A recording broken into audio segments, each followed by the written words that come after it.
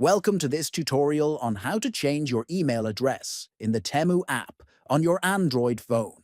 In this video, I will guide you step by step through the process to update your emails safely and quickly. Whether you want to switch to a new email or correct an old one. First, open the Temu app on your Android phone.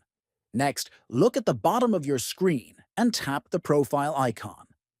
Then, once your profile page opens, click the settings icon in the top right. After that, select Account Security from the list of options. Tap on the Email option.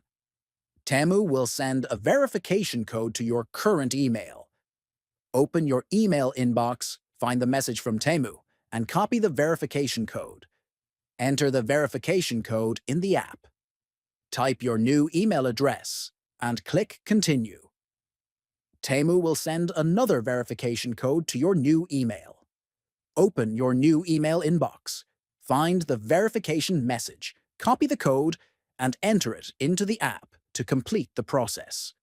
Thank you for watching this tutorial on changing your email in Temu. If you found this helpful, please like and subscribe for more useful guides. Stay tuned for more tech tips.